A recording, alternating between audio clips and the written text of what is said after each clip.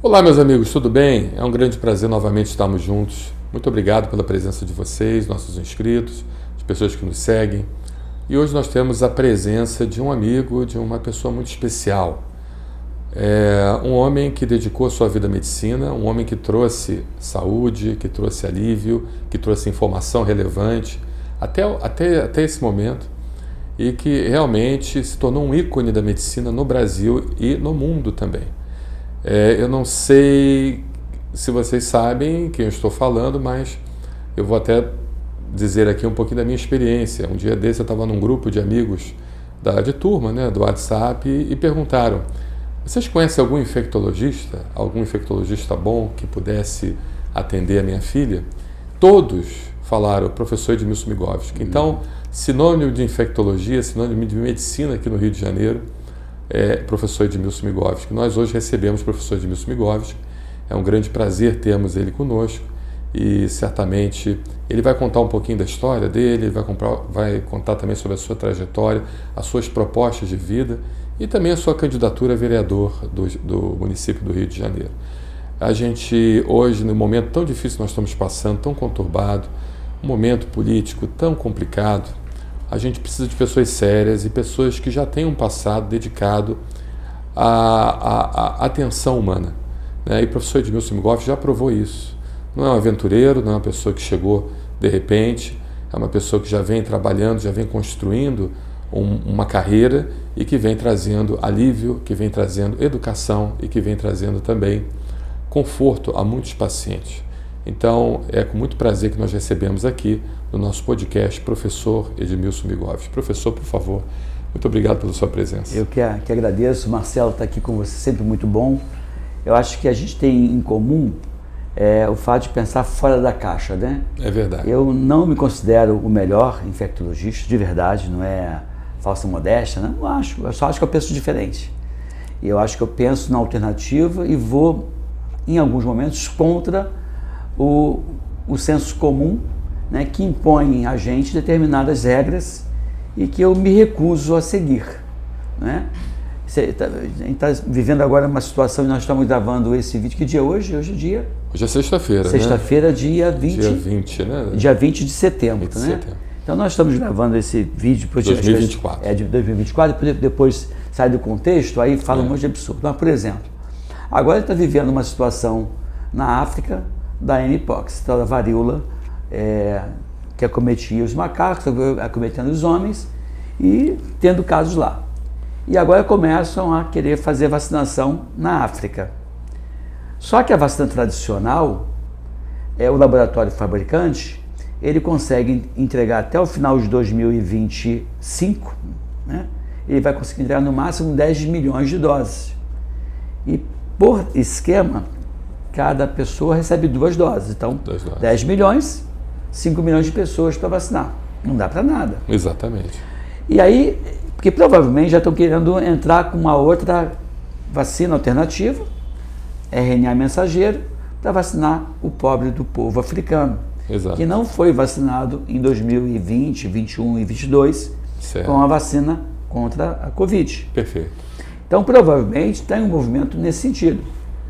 Por que não testam medicamentos que já foram comprovados que funcionam para outros vírus? Por que não testa em laboratório, in vitro, né? Você faz um cultivo celular, infecta com aquele vírus e faz as intervenções terapêuticas no cultivo celular, não no ser humano.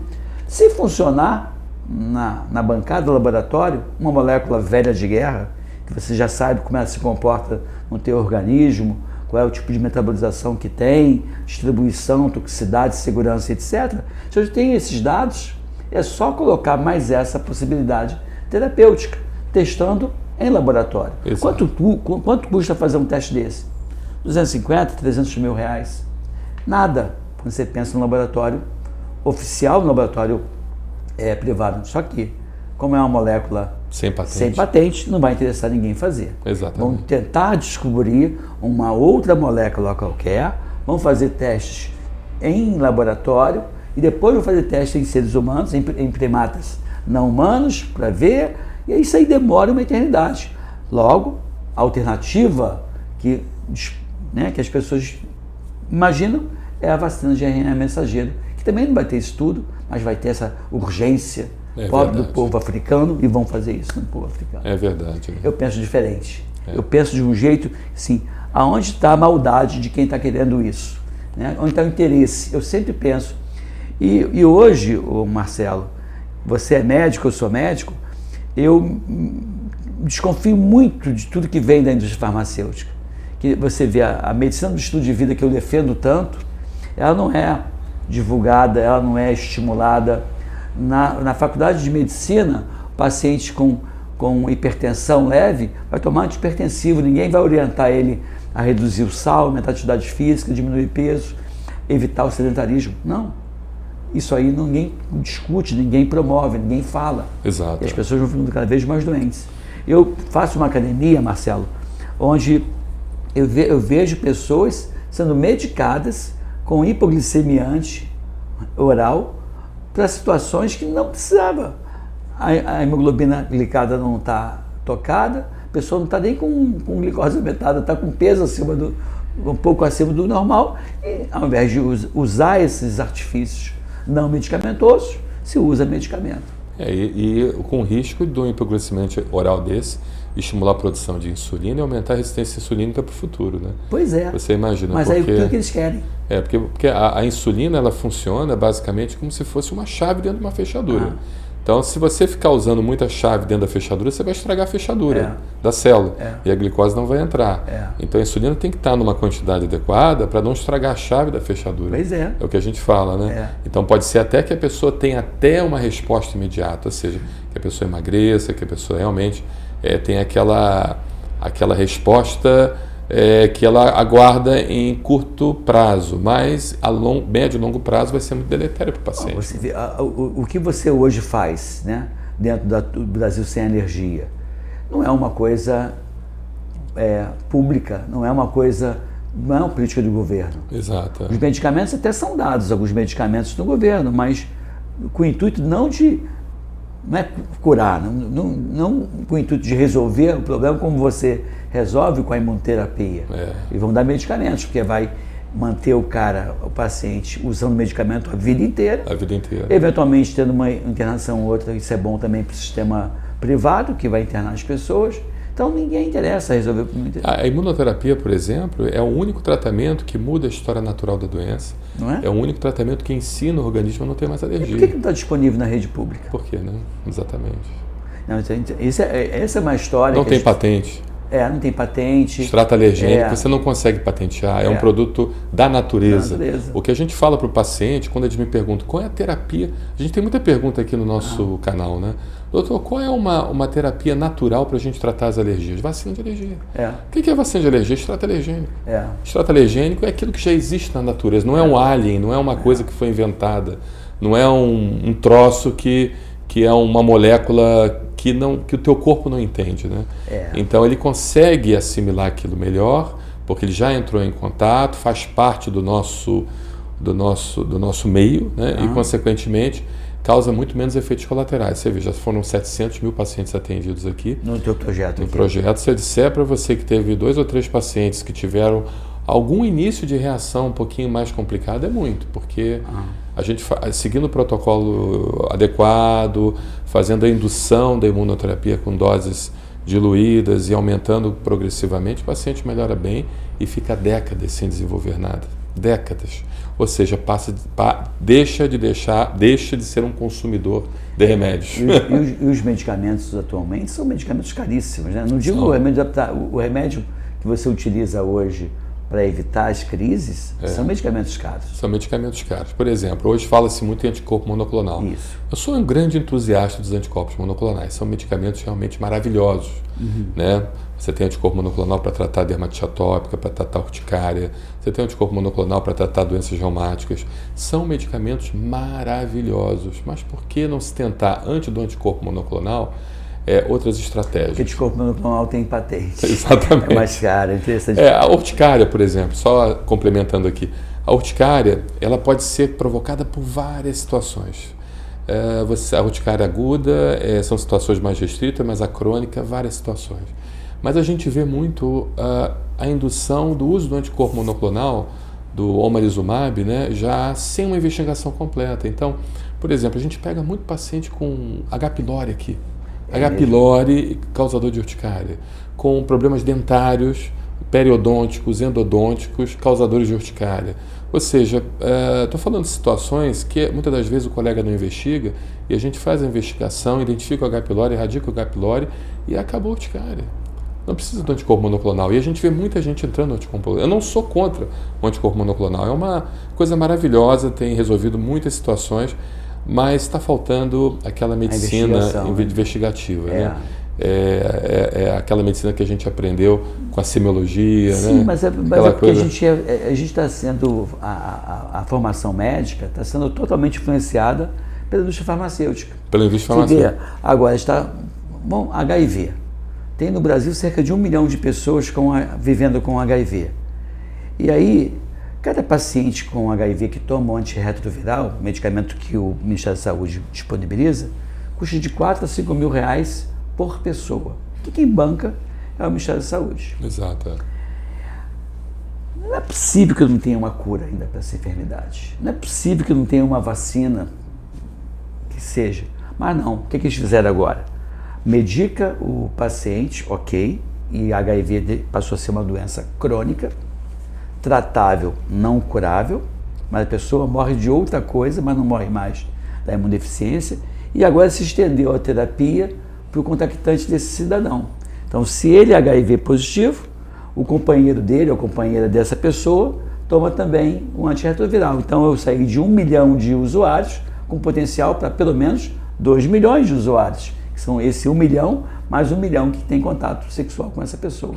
Hoje o Ministério da Saúde já disponibiliza cerca de 1 milhão para usuários, mais 100 mil que não são positivos já estão na medicação. E vão estimular isso, não vão estimular a cura. Não vão estimular o uso da camisinha, vão estimular o uso do medicamento. Ainda é necessário esses pacientes tomarem esse medicamento, mas é como o senhor falou, né?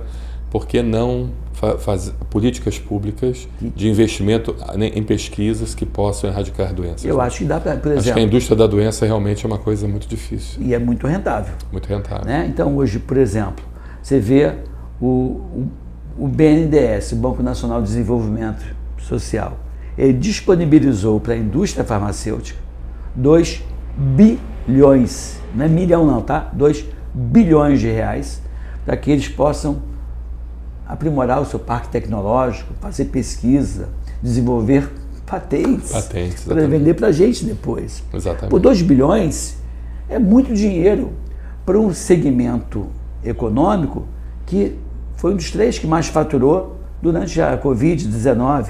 Quem faturou muito foi o pessoal de delivery, logística e indústria farmacêutica. Exato. Então, desculpa, eles não precisariam de mais dinheiro público. A não ser que eu vou te dar dinheiro público, você me devolve em alguma coisa para ser vantajoso. Eu te dar dinheiro do Banco Nacional de Desenvolvimento, você tem que me dar uma contrapartida pública, republicana, lista, não por baixo dos panos. Exatamente. Então isso me incomoda muito. E aí as coisas naturais, como você falou que o extrato alergênico é uma coisa natural, tem vários outros produtos naturais que as pessoas negligenciam o seu uso. Exatamente. Né? E vendem medicamento. A indústria está de olho nisso.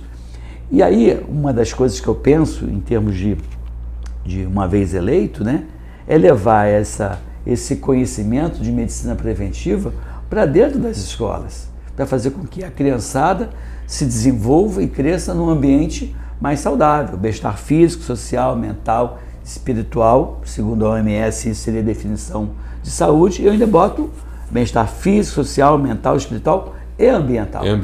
Que é uma coisa que a OMS não bota, mas tem que ter. Como um ambiente mais seguro. E tem como você tentar trabalhar isso dentro de uma escola. Exatamente. Né? Orientar isso na escola. Então essa criançada vai adoecer com menos frequência e acho que era o Brizola que dizia, né, para cada brizolão que se abre, né, você tem um presídio que fecha lá na frente. Exato. Eu não digo, eu acho que uma boa escola que tem essa visão da medicina preventiva vai fazer com que haja menos necessidade de leitos hospitalares, porque a ideia é que você adoeça com menos frequência, com menos gravidade, e assim você tem uma vida mais saudável. Só que isso dá prejuízo para a indústria farmacêutica, que está de olho nessas coisas. Por exemplo, não sei se você lembra disso, mas, salvo me engano, na minha parte, se medicava colesterol alto antigamente, quando era acima de 220. Depois de 200, acho que estão falando agora até em 180. 180. Ou seja, eu vou diminuindo o nível de colesterol que eu preciso tratar, porque esse paciente que tem colesterol alto, ele tem tratamento, mas não tem cura, né? Exatamente. Ele vai ficar refém do medicamento o resto da vida dele. Exato. Então ninguém orienta coisas naturais. Exatamente. Estilo de vida, atividade física, uso de fibras. Pois é. Aí você pode reduzir muito a glicemia com o uso de fibras. Fibra.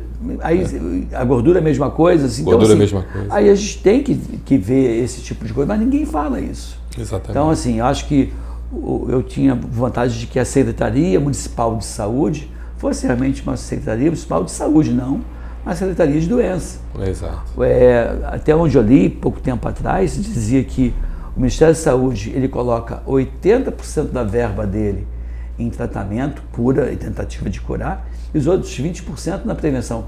Nesses 20% tem a medicação para o HIV, aleitamento materno, vacina, distribuição de camisinha. Você vê que, na verdade, se faz muita coisa, mas com pouco recurso. Exato. Deveria ter mais recursos estimulando a população a se cuidar melhor. Não sei se você lembra de um cozinheiro que mudou a vida de muita gente, de crianças da Inglaterra, somente mudando a dieta. Eu não sei, há uns 10 anos, uns 20 anos atrás, tinha um cozinheiro que tinha um reality show, que ele ia nas escolas, via que as crianças comiam hambúrguer, cachorro-quente, refrigerante. Eu não vi isso, mas eu penso tanto nisso. Não, mas é impressionante. Ele fez uma estrutura de mudança da alimentação das crianças. As crianças começaram a melhorar o seu desempenho escolar, a melhorar a sua função cognitiva, a ter melhores resultados nos seus exames.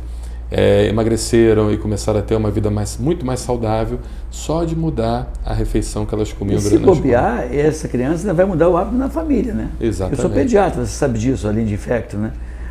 Eu, como pediatra, eu orientava a alimentação para a criançada que tinha prisão de ventre, e a mãe e o pai, iniciando essa orientação, todos ficavam melhores. Não sei se você como pediatra, você deve conhecer o professor Perneta, né? Sim, o professor Perneta lá de Curitiba, né? Ele tinha fórmulas maravilhosas, né? E eu me lembro que minha mãe também é pediatra, e quando meu filho tinha 1 ano de idade, ele teve um quadro de hipersensibilidade alimentar ao leite não IgE mediada, não mediada pelo anticorpo IgE. E teve que ser internado por causa disso. Provavelmente uma FIPAS que ele teve, né?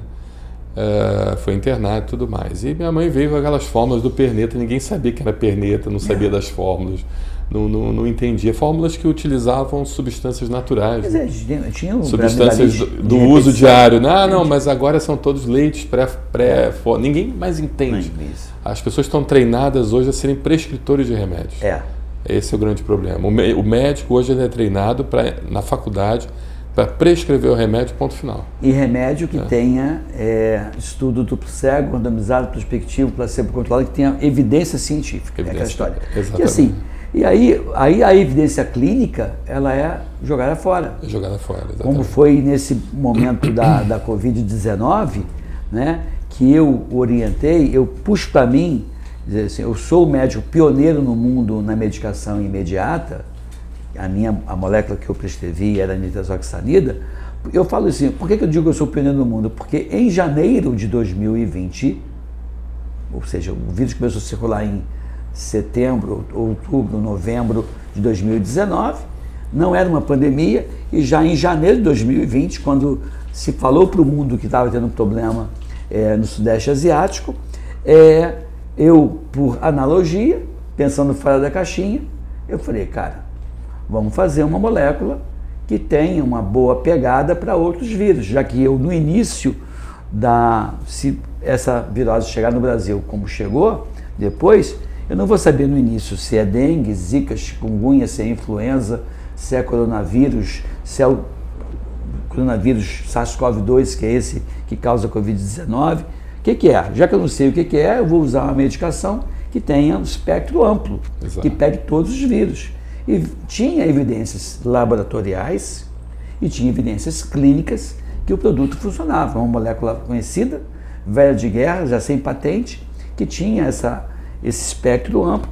Por que não usar? Mas não tem comprovação científica, e aí todo mundo, né, esperando, não podia fazer. Mas inclusive você fez um estudo científico, né, com o pessoal de Volta Redonda. Na verdade foi uma conduta clínica, em Volta Redonda, né? E que até me rendeu problemas, porque como era uma conduta que a gente chamava, para quem não é médico, a gente chama de off-label, né, que é aquela conduta que eu adoto, mas não consta na bula estou explicando para você, não estou explicando para quem não é Exato, exatamente. Não está na bula do medicamento aquela indicação, porque não estava na bula da nitazoxanida, que é o nome mais comum, é o Anita, mas já tem vários outros fabricantes, não está, que pega influenza, que pega o Covid, né? Não está lá. Então, como era uma conduta que não estava prevista em bula, eu pedia que as pessoas eram esclarecidas dessa questão e assinavam um termo de consentimento livre esclarecido para dizer, olha, eu estou assinando aqui, estou ciente de que essa conduta não está prevista na bula do medicamento, mas eu quero tomar o medicamento. E aí se preenchia... Qual é o quantitativo de pacientes? 604. E quantos deles conseguiram? Só 2 internaram em enfermaria. Enfermaria, nenhum foi entubado, numa cidade que a letalidade era de 4%. 4%. Ou seja, letalidade na população geral. O grupo que foi medicado, a princípio, eram pessoas com mais de 50 anos. Então a letalidade tenderia a ser maior. Ou era pessoa com comorbidade, hipertenso, obeso, diabético, etc., ou era mais velho.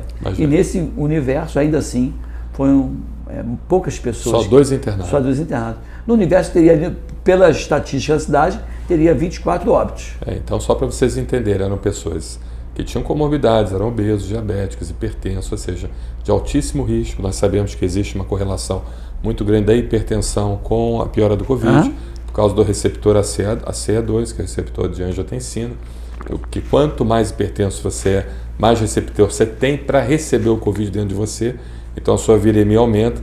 Então, assim, essa testagem que o professor Edmilson Migovski fez foi uma testagem com pessoas graves, não foi com pessoas rígidas, né, pessoas com saúde. E desses 600 e poucos pacientes, 4 somente internados. Não, 604, apenas 604, dois internados. E aí, assim, enfermaria, não foi entubado. E sobreviveram, mesmo internados. Ou seja, então foi 100% sobrevivência. Sim, não foi entubado, foi muito bem, obrigado. 100% de cura. Eu até vou te contar uma história, porque o seu protocolo, ele seguiu nos meios médicos, né? Ou seja, as listas de WhatsApp, todas elas divulgaram o seu protocolo. Um dos que usou o seu protocolo foi meu pai, com os pacientes idosos, né? E o sucesso foi imenso, né? Todos eles se recuperaram bem.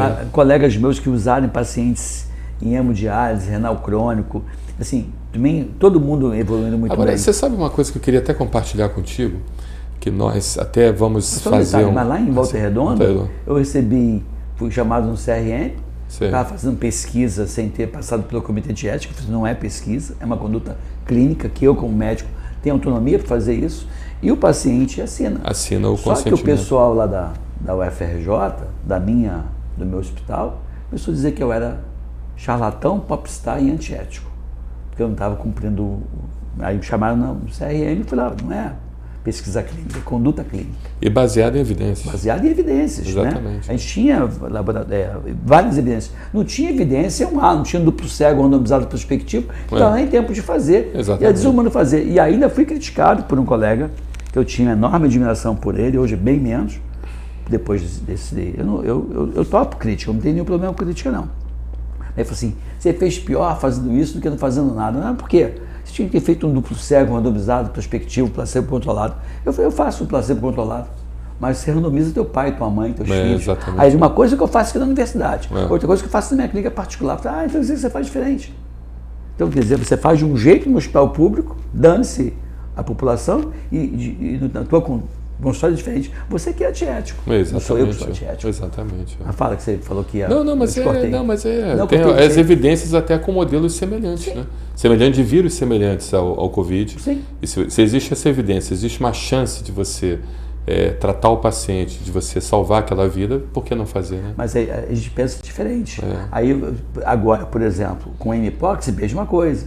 Por que não se faz um teste? Eu estou querendo, inclusive, procurar no Rio de Janeiro, procurar o Dr. Luizinho, que ele é um deputado federal do Progressista, que é o meu partido, é deputado federal. Eu falei, vamos fazer esse teste. Mas aonde? Me dá R$300 mil, a gente faz na UFRJ, na virologia. Eu falo R$300 mil assim, eu acho que não é isso tudo, mas eu já estou pensando que tem que comprar alguma coisa, bota lá. E ele já tem uma evidência laboratorial que essa molécula funciona para mpox, para o que eu quiser. Exatamente. Essa molécula funciona para chikungunya, para zika vírus, para dengue, que é uma pesquisa minha, para febre amarela, que é uma pesquisa minha, para a covid, que a gente teve evidência clínica. As pessoas não fazem. Não fazem, exatamente. Que coisa, né? Que É coisa maldade. impressionante, né? É maldade. É assim, é não querer pensar diferente. O mundo tem que mudar, né? Tem que mudar. Você trabalha com alergia o tempo todo, o que você oferece dentro de Caxias, Realengo, Nova Iguaçu, Curitiba, né? Região dos lagos também. Xerém. Você faz isso, você dá acesso. Niterói também agora. Niterói, você dá acesso a alguma coisa assim, que as pessoas vão lá. Mas tem gente que nem isso pode fazer, nem pagar essa consulta pode. E aí essa pessoa não tem alternativa, porque você tem um custo, embora seja super baixo. E você vê, olha, nós não fizemos um estudo disso, inclusive nós pretendemos até no futuro próximo fazer um estudo epidemiológico em relação a isso, mas foi uma percepção que nossos médicos tiveram. Os pacientes que estavam se tratando com imunoterapia, utilizando as medicações, do controle de seus processos alérgicos e também de infecções de repetição, pacientes com imunodeficiência e tudo mais, e que usavam a imunoterapia, tiveram muito menos complicações do Covid. Então a gente sabe que a imunoterapia ela produz uma célula chamada linfócito T regulador. Esse linfócito T regulador, a gente sabe que tem aquela ação na diminuição da tempestade de citocinas da infecção pelo Covid. Então, assim, você vê, uma outra terapêutica também, que eu não estou dizendo que trata o Covid, mas que, de certa forma, ou alguma doença mais grave, mas que, de certa forma, precisa ser estudada também, né? A imunoterapia, provavelmente, ela diminui bastante a responsividade do organismo, do sistema imunológico, contra infecções, e mantendo aquele equilíbrio, mantendo aquela homeostase. E foi uma percepção que nós tivemos. O uso da imunoterapia, quem estava usando a imunoterapia conosco, a gente não teve... Na verdade, só uma paciente que nós soubemos, uma paciente muito idosazinha, com 90 anos, que veio a falecer. Dos pacientes nossos. Mas é lógico que isso aqui é uma percepção. É algo um pouco subjetivo. A gente precisa colocar isso em estudo científico. Depois você dá começa a observar se para outras infecções virais que são muito dependente dessa tempestade, como dengue, chikungunya, ver se também vai ter impacto. Deve ter, porque esse é o papel da nitazoxanida, diminuir a produção dessas interleucinas também. 2, 4, 5, 6, 8 e 10. 8 e 10. Eu me lembro. 2, 4, 5, 6, 8 e 10, nessa ordem. E diminui essa produção e diminui o metabolismo mitocondrial, portanto, a célula fica menos capaz de produzir as partículas virais. Então, age como atua e aumenta a produção de interferon. Então, atua como um antiviral de amplo espectro, que é ser humano dependente. Exatamente. Não é dependendo do tipo de vírus. Exato. Qualquer vírus vai ter esse comportamento de se ver replicado dentro da célula, que vai dar a produção de vai sofrer com a produção de, se o interferon aumentar, vai diminuir a replicação do viral, vai provocar tempestades de interleucinas. Então, o que acontece?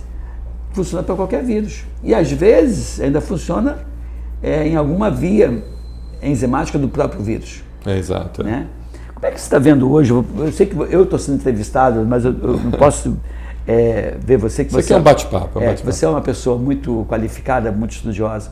Como é que você está vendo hoje questão... A gente não pode falar tudo, né? Porque vira e mexe, a gente caçado, né? É um país democrático, mas que a fala está um pouco restrita. Mas aquele problema que foi feito recentemente, em termos quase que obrigatórios, né? Com exigência, inclusive, de passaporte para você. Exato. Você tem visto o aumento dos casos de urticária, alergia? É como nós conversamos até na última vez que estivemos juntos, né? Os estudos científicos mostraram que após essa pandemia, nós tivemos um aumento do caso de urticária. Tá? Mas os estudos científicos não sabem demonstrar se foi por causa da imunização ou se foi por causa do próprio vírus, entende? Mas então ainda existe essa dúvida. Aí a questão assim, como você tem na fisiopatologia do inoculante, essa plataforma mais nova, mais moderna, né? Não quer dizer que seja mais eficaz e que seja melhor. A produção da proteína que causa problema inflamatório, eu acho que pode ser das duas coisas. E, inclusive, os Ebalos vêm falando da síndrome crônica, né? Da Covid longa, né? Vem tendo, e piora do quadro, talvez por causa do inoculante. Eu acho que agora o que a gente precisa buscar, depois desse processo, é nós trazermos uma terapia anti-inflamatória, uma alimentação anti-inflamatória, uma vida anti-inflamatória, ou seja, tirar esse processo inflamatório. Porque essa proteína spike realmente ela tem induzido a inflamação crônica. E aí vai aumentar o risco de doenças alérgicas, exatamente, doença autoimune e também de câncer. E doenças cardíacas, né? Muitas vasculites. Eu tenho, assim, uma percepção também, não tem estudo envolvido, nada disso, mas uma percepção que eu tenho notado é a quantidade de urticária autoimune que nós temos feito diagnóstico. Existe um exame chamado teste do sorautólogo. O que é o teste do sorautólogo? Você centrifuga o sangue do paciente e você pega aquele soro sobrenadante e você injeta no paciente. Então, quando a gente tem uma positividade, uma pápula num nível que nos dá uma positividade, a gente confirma o diagnóstico de urticária autoimune, entende? Isso tem aumentado muito. Eu tenho feito muito aqui na clínica esse procedimento e muita gente com confirmação de diagnóstico de urticária autoimune e muitas das vezes com um dedímero bem alto. Dedímero é um marcador de inflamação, de vasculite, entende? Aí então, você vê aumento dos casos de acidente vascular cerebral, exatamente, de infarto do miocárdio. Exatamente. Mas assim, eu sendo bem sincero, né, eu não quero colocar a culpa no imunizante. A gente não sabe se foi realmente essa contaminação mas o excesso extensa, de morte tem ocorrido no mundo inteiro, né? Tem ocorrido no mundo inteiro. Assim, e principalmente nos lugares onde foi obrigatório, na Austrália, por exemplo, as coisas o bicho está pegando lá. O bicho está pegando lá, né? E seria natural que depois de uma situação como essa, onde as pessoas debilitadas, de alto risco, com comorbidades, sofreram, né, pagaram o preço mais elevado na infecção, que houvesse nos anos subsequentes um declínio do número de mortes. Porque se todos os pacientes com comorbidade morreram em 2021, 2022 e 2023 por causa da infecção, a tendência era nos anos seguintes morrer menos gente. Morrer menos gente. Já morreu quem tinha que morrer. Só tem estatísticas disso? Tem aumentado o número de mortes. Eu não sei sobre isso. No mundo inteiro, na Inglaterra, nos Estados Unidos, no Brasil, na Austrália, onde está tendo. Quem fala muito sobre isso é até um enfermeiro, até que eu vira e mexe, eu assisto uns vídeos dele, chama Joe Campbell. É um cara inglês, que ele é crítico, muito crítico dessa parte de vacinas, fala com muito cuidado, para o canal dele não cair, o meu canal é a mesma coisa, fala com muito cuidado, mas ele fala coisas bem interessantes e traz estatísticas, ele é aquele cara que vem, mostra os trabalhos, as publicações, ele tem um jeito de produzir o vídeo de 12, 13, 15 minutos bem legais. Uma coisa que nós notamos em relação à vacina de um lado positivo é que quando nós imunizávamos o paciente, por exemplo, com a antipneumocócica, durante a pandemia, né, com a gripe tetravalente e também com a Refortrix, que é a tríplice bacteriana celular, esses pacientes tinham mais resistência contra o Covid. Isso o que você acha? Não, mas é isso mesmo. Também as vacinas que protegiam, vacinas que já são tradicionais. Que protegia. A BCG produz interferon gama, que diminui a replicação viral, interferon alfa e beta. Acho que pode ter sido por isso também. Né? Mas assim, havia a sarampo, cachumbo, rubéola, as vacinas tradicionais diminuindo a incidência do Covid, né? Interessante, né? Isso.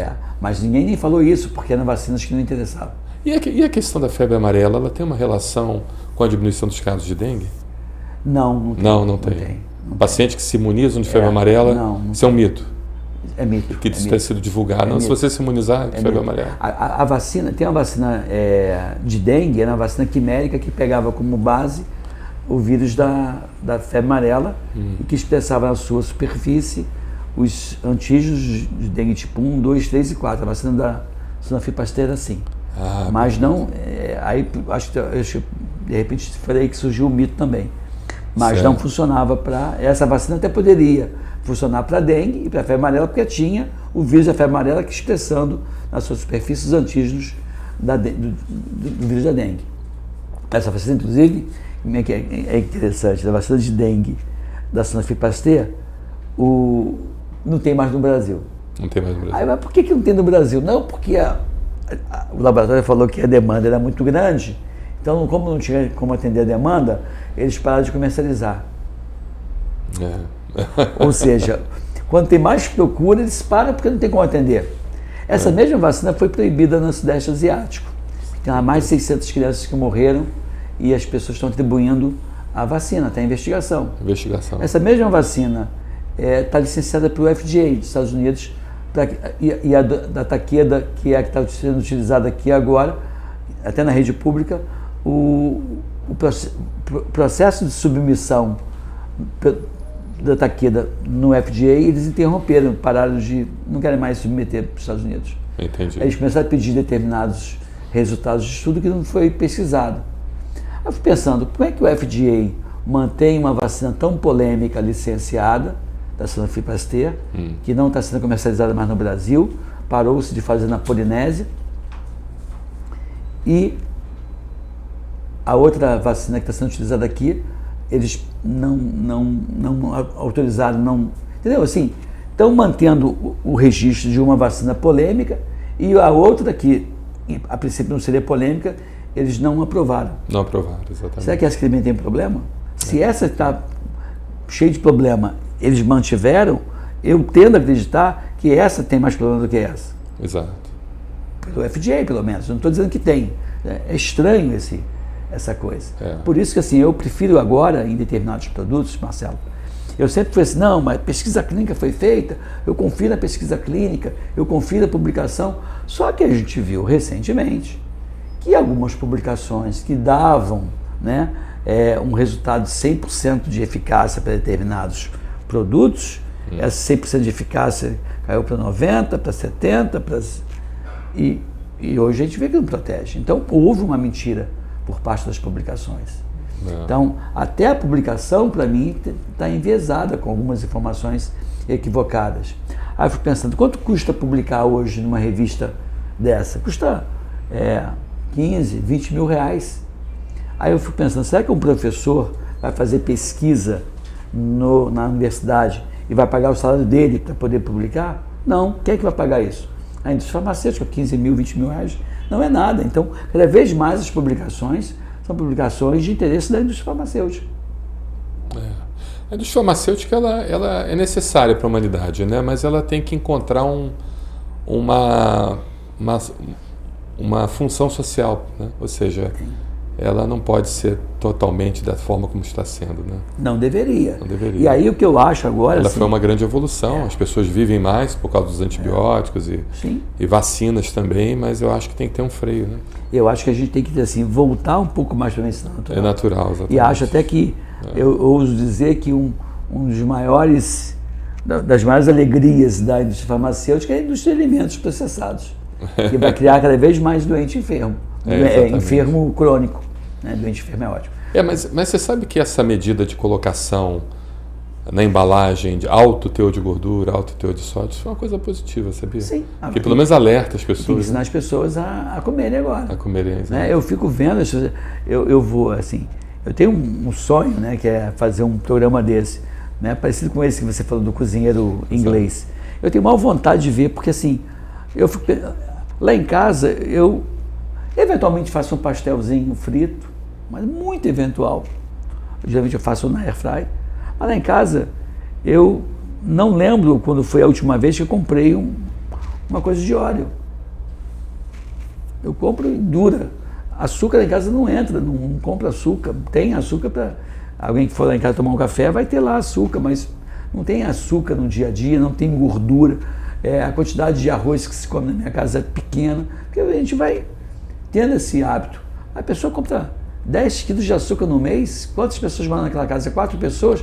E, estatisticamente, cada um está tomando 2 quilos, 2,5 quilos de açúcar. Exatamente. Fora que você come na rua, né? Certo. Você não come na rua, em casa de segunda a segunda. E será que, assim, como o senhor é candidato, né, para uma função legislativa, como é que isso poderia ser aplicado no seu caso? Qual é a sua proposta de uma lei, talvez, que obrigasse as nossas escolas a terem uma cozinha toda preparada para nutrição funcional, que é o termo mais correto? Acho que tem que ter isso. Eu estou curioso. Uma das coisas que eu vou fazer é fiscalizar as escolas, para ver que tipo de alimento está sendo oferecido para a criançada, porque dinheiro tem.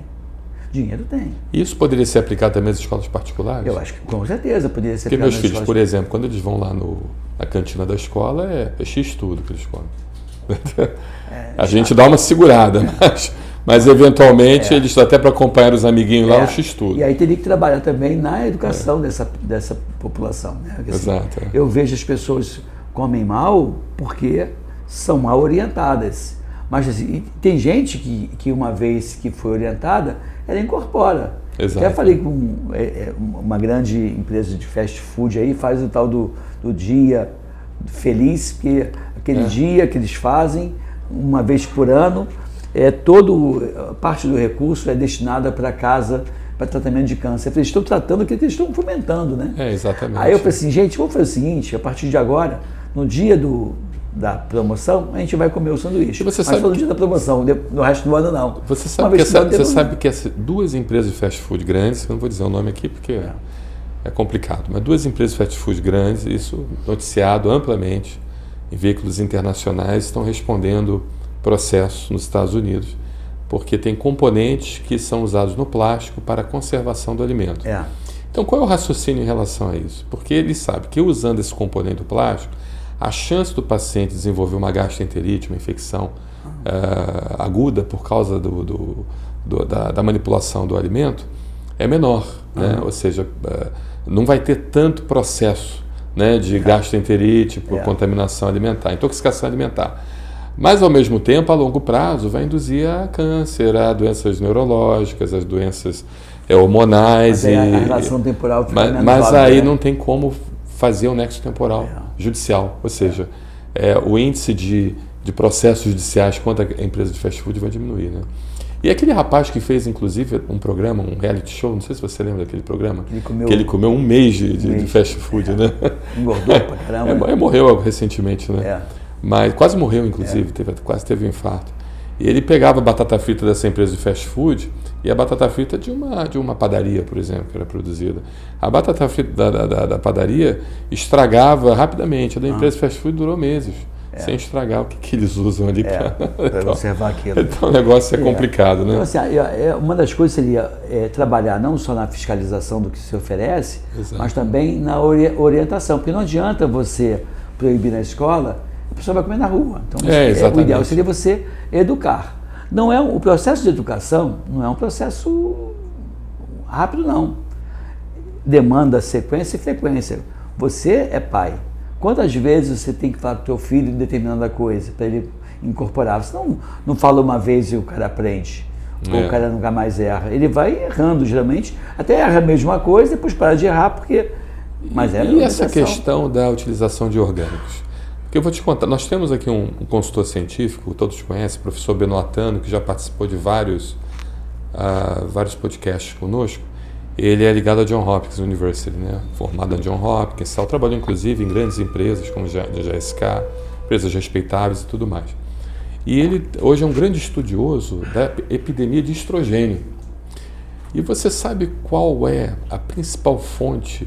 Plástico, né? Plástico, não só plástico, mas agrotóxicos. Agrotóxicos. Agrotóxicos são estrogênio-like. E o estrogênio a gente sabe que tem função inflamatória. O estrogênio causa processo inflamatório, causa câncer, causa vários tipos de problemas. E ele tem vários livros publicados, mais de 20 livros publicados, estudos científicos publicados, revistas indexadas sobre isso. Benoatano, nosso consultor científico. Acesse o nosso site que você vai encontrá-lo. Eu conheci ele no Texas, estudamos juntos lá na Universidade do Texas, em Austin. E ele fala muito sobre isso. O senhor tem alguma proposta para trazer comida natural para as crianças e para as pessoas? Aí, como foi feito em Caxias, eu não sei se é natural ou não, mas em Caxias, por exemplo, tem uma fazenda de tratamento de pessoas usuárias de droga. Exato. E aí, não sei se foi adiante, mas eles plantavam aqui, o que plantava na fazenda é que fornecia alimento para as escolas e para os hospitais. Eu não sei como é que isso é feito, porque assim, existe uma Secretaria de Agricultura no Rio de Janeiro, né? No estado e na cidade do Rio de Janeiro. Por que não trabalhar em conjunto? O problema é que essas pessoas não conversam. Você vê a dengue, que é um exemplo. Dengue cai no nosso colo da saúde, mas é incompetência de várias outras secretarias e ministérios. Quando o crescimento urbano não é de forma ordenada, não há uma coleta de lixo, não há uma política de reciclagem de lixo. Exato, não tem. Não tem. Eu separo lixo lá em casa, descartável, mas lá embaixo o cara bota junto no caminhão. Exato. Não bota... Pô, como é que pode isso? E aí por que isso? Porque se paga a tonelagem do lixo e quanto mais lixo você coleta, melhor para o sistema. Melhor para o sistema. E essa aqui, qual é uma lei que o senhor pode talvez propor para o município do Rio de Janeiro em relação ao atendimento básico da saúde? Eu até estava conversando com alguns colegas, porque tem muitos colegas que têm horário ocioso nos seus consultórios. Sim, para fazer essa parceria com a iniciativa privada. Por que não poderia fazer isso? Pode. Usar esses horários ociosos? Pode. Isso já foi feito em São Paulo, né? Foi feito em São Paulo. Assim, um sucesso enorme. Esvaziou. Outra coisa que tem que fazer é o seguinte, eu não sou alergista. Eu sou médico pediatra. Se você ver meu currículo, eu passei um tempão na emergência, em terapia intensiva neonatal, terapia intensiva pediátrica. Mas, meu caro, os anos se passaram, eu me desatualizei, sou capaz de dar um bom diagnóstico, mas de repente, para checar uma crise de asma, eu vou ter que me consultar com alguém para me orientar. Uma crise hipertensiva, uma sensibilidade diabética. Exato. Então, se eu estou na clínica da família e estou com uma criança com quadro de alergia o tempo todo, seria muito bom se eu, Migovski, pudesse ligar para um especialista e ele me ajudar, me dar consultoria. Então, o que eu acho assim, eu posso utilizar o horário ocioso ou eu posso fazer parceria com as universidades, que lá estariam os maiores estudiosos de cada uma dessas enfermidades, e ele me orientaria. E eu poderia aumentar minha capacidade de atender, o paciente demoraria menos a ser atendido, seria mais resolutivo, mais barato, e eu, médico, começo a ficar cada vez mais preparado, porque eu estou tirando dúvida de casos com outro colega que é mais capacitado que eu naquele assunto. E mais humano também. A telemedicina, para mim, é fundamental. Ajuda muito. Ajuda bastante. Você fazer essa parceria, inclusive com os horários da universidade. Porque assim, a universidade tem aquele horário padrão de atendimento, né? Mas depois o cara vai para o consultório dele. Por que não fazer uma parceria com essa universidade, onde eu pagaria a mais, pagaria bolsas para professores, mesmo professor com dedicação exclusiva, ele pode ganhar bolsa, e eu faço, continua na universidade, Exato, com um aluno do lado, residente do lado, eu entrando e tirando dúvida do colega lá.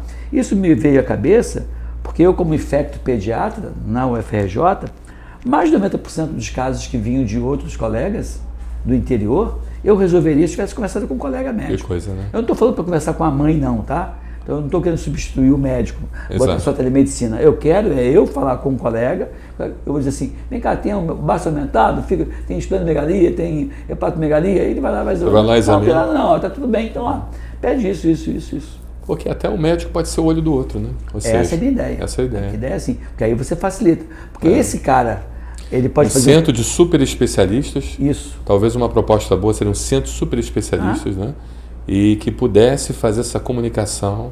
Então, o senhor criaria isso. A ideia é essa. Maravilhoso. Essa parceria público-público. Vocês entenderam, pessoal? Então, assim, é pegar um grupo de super especialistas, pessoas altamente qualificadas, e fazer plantões. Não é isso? Plantões dando assessoria para médicos no Rio de Janeiro e até no Brasil inteiro. E te digo mais, assim, eu tinha vontade, inclusive, de ir na UPA, por exemplo, isso me ocorreu quando estava conversando com o médico, o cara tinha feito medicina há pouco tempo, fez residência, acho que 2 ou 3 anos de residência, e aí, bem mais novo do que eu, ele falou assim para mim, do ponto de vista médico, eu estou pronto. Eu falei, cara, eu me senti um imbecil, porque eu já tenho 40 anos de formado, eu acho que eu não estou pronto. Não está pronto, E aí eu falei, cara... A única coisa que sei que nada sei. Não é isso. Aí eu falei, caramba, esse cara, por exemplo, ele não deve ter nem dúvida, porque ele acha que está tudo, ele sabe tudo que ele falou. Então, eu até dizia, eu dizia assim, se for fazer uma um teleatendimento, numa UPA, por exemplo, todo caso que classificasse como vermelho ou como amarelo deveria ser discutido. Porque eu não sei se ele está fazendo tudo que tem para fazer. Então teria uma equipe de plantão por telemedicina, um caso grave, por exemplo, um caso difícil, um caso de iminência de morte, a gente levaria para uma equipe e essa equipe discutiria o caso. São os rounds, né? Eu digo para você, nem nos casos complexos, às vezes o cara não tem nem noção para o que é complexo. Exatamente. E aí, por isso, quando fosse caso grave, teria que, mesmo que ele tivesse total domínio, entendeu? Eu tenho total domínio desse assunto, não, mas eu preciso discutir. Interessante. Para ver um outro olhar. Para ver se não está comendo mosca. Exatamente. Né? Isso se aplicaria a uma gravidez, gestação de alto risco, a uma criança com doença crônica. Estava numa reunião política, aí a moça falou assim, não, minha filha tem uma doença rara, até esqueci o nome. A minha filha tem 13 anos, foi o primeiro caso descrito no Brasil, só tem mais 2 casos. Aí ela assim, os médicos deveriam estar preparados para esses casos raros. Eu não concordo, eu acho que os médicos têm preparado para desconfiar de doença que ele não tem domínio, porque se a menina ficava com febre toda semana, isso não é uma coisa normal. Então isso não é comum. Tem que discutir esse caso. Exatamente. Então, discutir aonde? Eu vou capacitar o médico da família desse? Não. Ele tem que pensar que pode estar acontecendo alguma coisa que ele não sabe o diagnóstico. Não vou discutir o caso com quem sabe mais. Discutir com um alergista, um reumatologista para ver doença autoimune e assim por diante. Exatamente. Né? Assim, eu gosto dessa possibilidade de ter um outro médico discutindo, entendeu? Que coisa boa. Porque assim, eu digo assim, eu aprendi que quem tem um médico tem o médico, quem tem 2 médicos tem meio médico, quem tem 3 médicos não tem médico nenhum. Mas se esses médicos estiverem conversando, eu tenho 3 médicos. Tem 3 médicos, exatamente. Né? Se ele for, essa é a ideia. Quanto mais cabeças pensantes. Aquela toda ajuda médica. A Bíblia fala que é onde há a discussão, a sabedoria, né? Pois é. Então a gente sabe que... Senão você não... Assim, e tem que ter gente disposta a ouvir, disposta a... Inclusive os conceitos populares que os médicos da academia abominam. Cara, assim, hoje eu faço de manhã cúrcuma com gengibre, com canela, com própolis, com limão, tomo um shotzinho. Eu não sei se eu estou certo, mas o que eu ouço é que a Índia tem um dos menores índices de câncer do mundo, devido ao uso da cúrcuma. Pois é. Eu acho que é por aí. Eles usam cúrcuma em tudo. Em tudo, né? Até no sorvete. Até no sorvete, Sorvete de pimenta. Né? Mas assim, eu adoro assim, essas coisas. Veja, aquela pessoa com aquele quadro viral que vai no pronto-socorro, vão fazer azitromicina, Alegra, o antialérgico, anti-inflamatório, mas ninguém faz um antiviral. O antiviral, exatamente. Não faz. E aí, falei, vamos fazer antiviral. Esses todos os antivirais são antivirais. A quercetina tem ação antiviral. Pô, equinácea? Equinácea também. Equinácea. Inclusive já fiz equinácea para pessoas com infecção de repetição. Você sabe que a equinácea era usada para tratar picada de cobra, né? Sabia disso? Antes dos soros antiofídicos, você usava a equinácea para tratar picada de cobra. Tem uma medicação, acho que no Brasil tem uma medicação pronta. Medicação, com a equinácea? Sim, tem.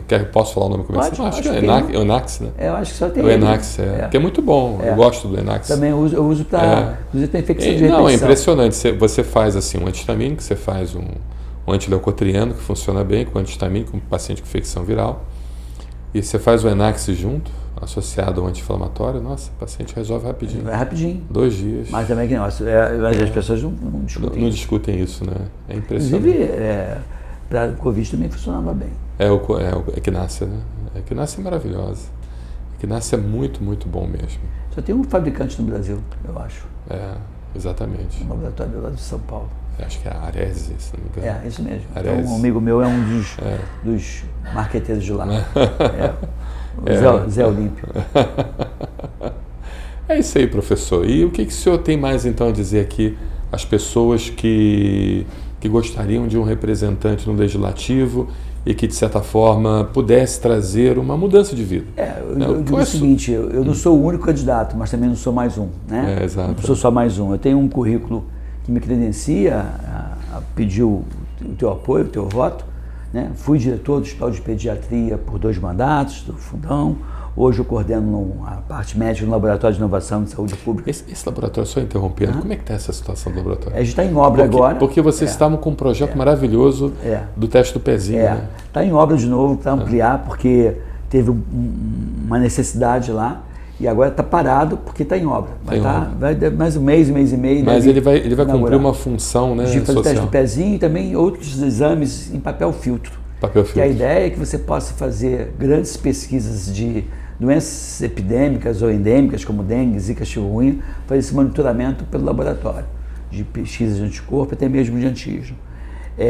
Então eu tenho essa experiência no laboratório público, você conhece lá, a gente está fazendo a parte de baixo toda em obra, a parte que você está em cima está fechadinho, está bonitinho, mas ali para trás tinha um galpão que você não via. Hoje a gente abriu o galpão todo para fazer uma coisa mais ampla. Fui diretor-presidente do Instituto Vital Brasil, em Niterói.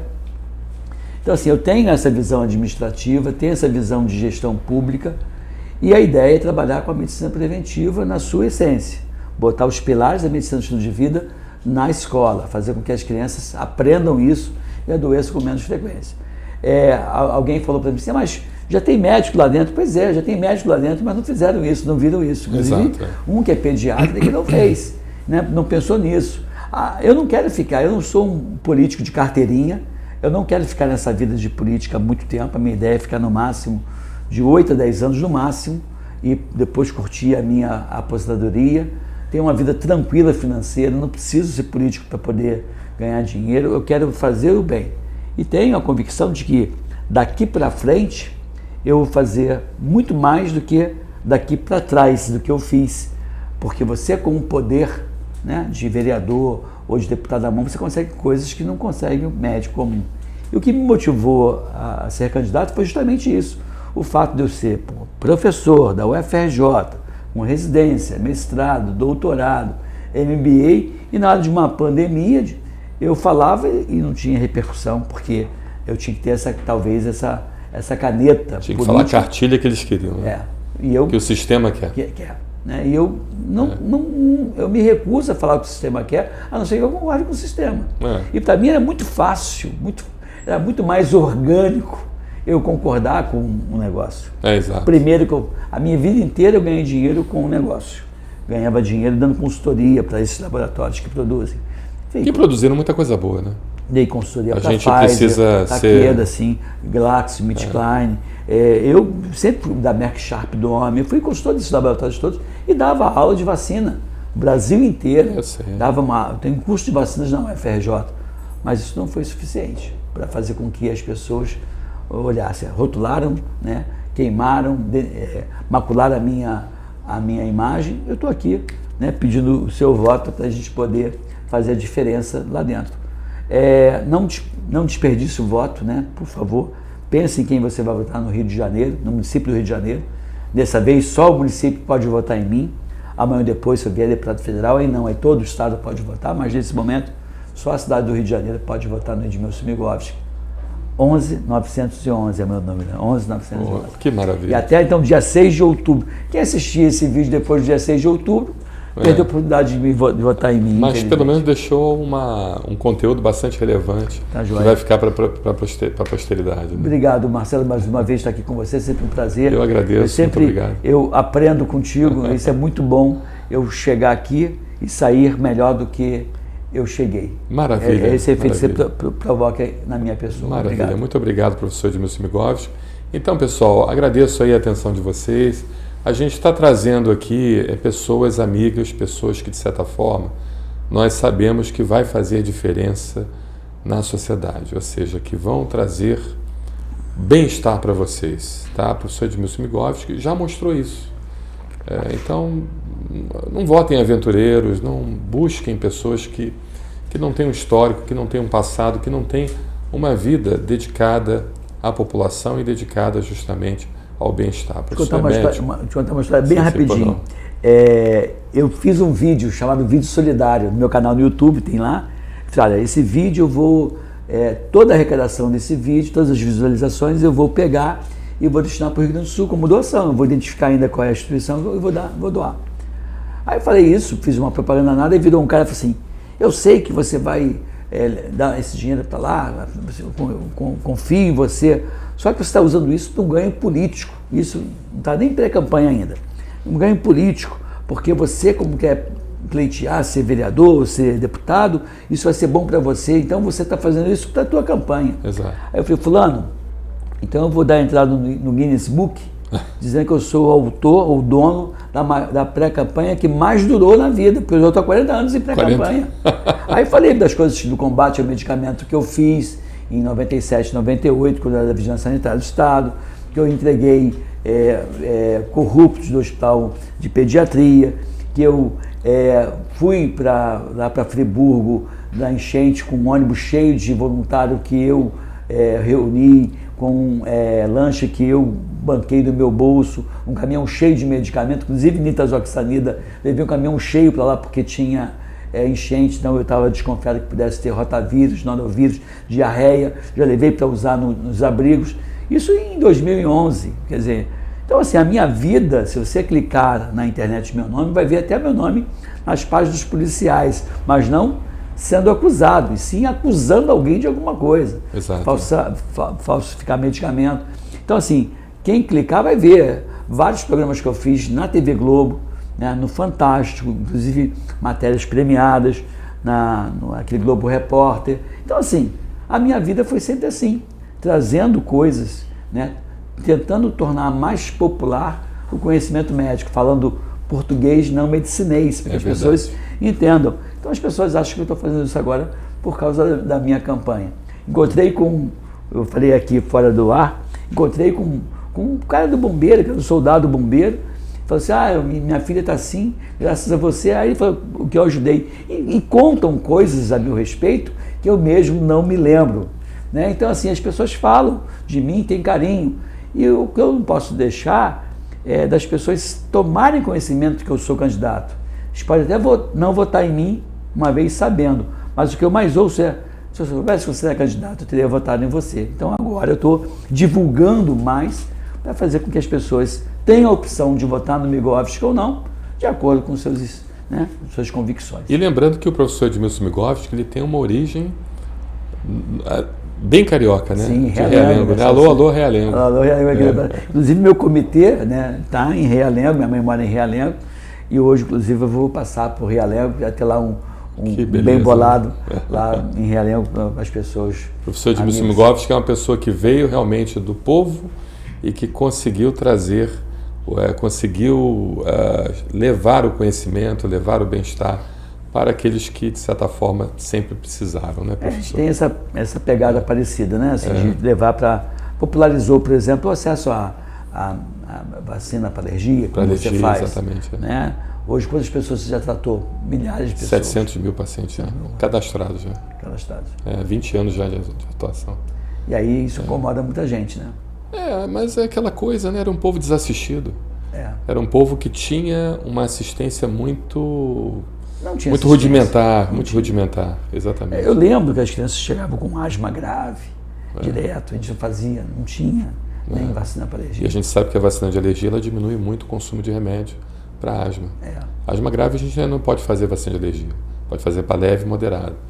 Mas os pacientes, a gente controla a asma grave, deixa o paciente numa asma moderada, fenotipa essa asma, ou seja, identifica exatamente que tipo de asma é, inicia a imunoterapia dessensibilizante, a vacina de alergia, e há uma redução drástica do consumo de remédios. Existe uma melhora clínica laboratorial de exames como a prova de função pulmonar, com uso da imunoterapia associada à medicação, e depois de um tempo você retira bem a quantidade do uso da medicação. Será que existe essa coisa integrada na saúde pública, onde eu vejo aquela criança entrar direto numa UPA com asma? Será que a clínica da família está capacitada a fazer isso? Por que não fazer um convênio de uma instituição sem fins lucrativos como a sua e fazer esse gerenciamento nas clínicas da a gente até agradece muito o vereador Júnior Reis aqui do município de Duque de Caxias, que foi responsável pela lei que tornou o Projeto Brasil Sem Alergia um projeto de utilidade pública.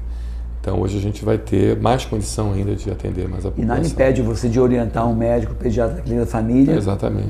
Nessa questão. Eu acho que é legal, até porque esse pediatra ou esse médico vai sendo capacitado e pode depois até partir para a clínica privada dele ganhando dinheiro na clínica privada dele. Exatamente, exatamente.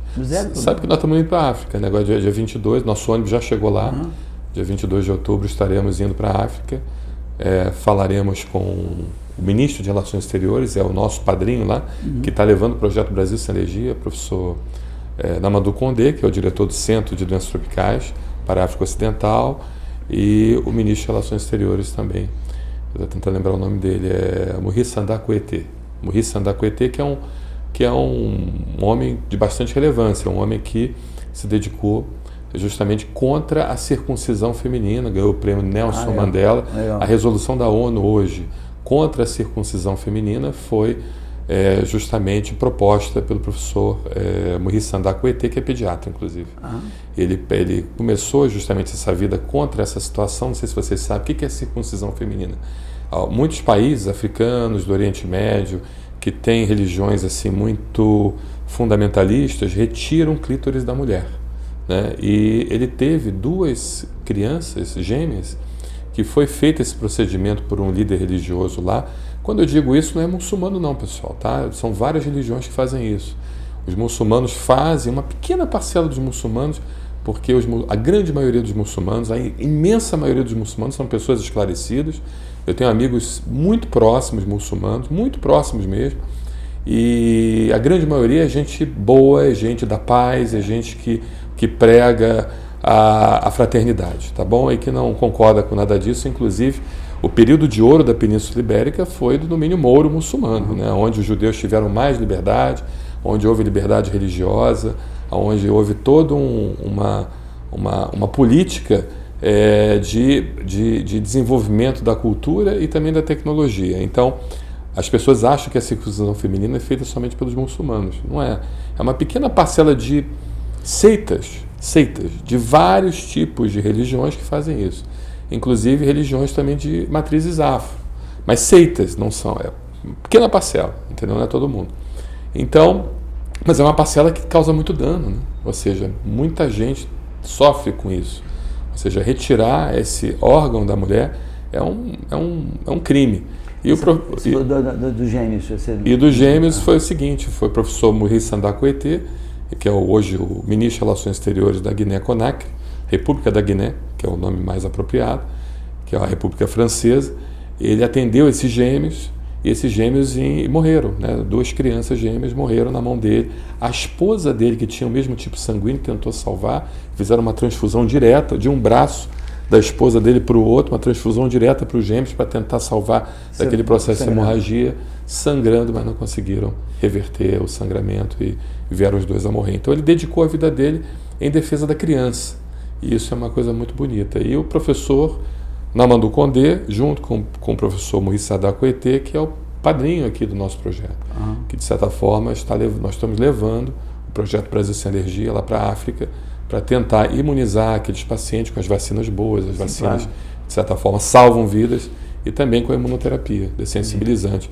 Tem muito caso de prurigo estrofo lá, muita doença de prurigo estrofo. Então a gente vai levar a imunoterapia de estrofo. Não falta mosquito lá, né? Não falta mosquito, que vai justamente reduzir os casos de alergia à picada de mosquito na África. Então nós estamos indo no dia 22 de outubro, oficialmente lá. 2 de outubro?